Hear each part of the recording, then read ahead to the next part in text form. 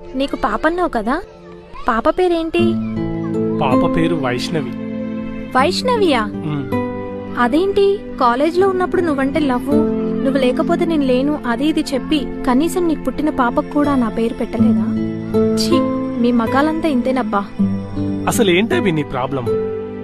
Love లో fail అయిన వాళ్ళందరూ పుట్టిన పిల్లలకు వాళ్ళ లవర్స్ పేర్లే పెట్టుకుంటే లైఫ్ లాంగ్ బాధపడాల్సి వస్తుంది. ఎందుకు? ఎందుకంటే జీవితంలో మనం ముందుకెళ్ళాలి అంటే గడిచిపోయిందంతా వదిలేయాలి.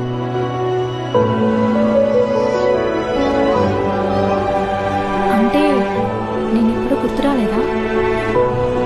గుర్తొచ్చా. చాలా బాధ అనిపించేది, కానీ రియలైజ్ అవటానికి మెడిసిన్ కూడా దొరికింది నా వైఫ్ రూపంలో. ఎనీవే, ఇప్పుడు అంతా బాగుంది. అన్నట్టు అంతా నా గురించే చెప్తున్నాను. మీ వారేం చేస్తారు? నేనింకా పెళ్లి చేసుకోలేదు శ్రీను. ఆ రోజు పెళ్లి అయిపోయింది. ఇంట్లో గొడవపడ్డాను, ఒంటరిగానే ఉండిపోతానని చెప్పాను. అందుకే నిన్ను కలవడానికి మళ్ళీ ప్రయత్నించలేదు. నువ్వు చెప్పింది నిజమే శ్రీను. ప్రెజెంట్ పాస్ట్ అయ్యాక ఫ్యూచర్ ఎప్పుడూ బాధ పెడుతూనే ఉంటుంది.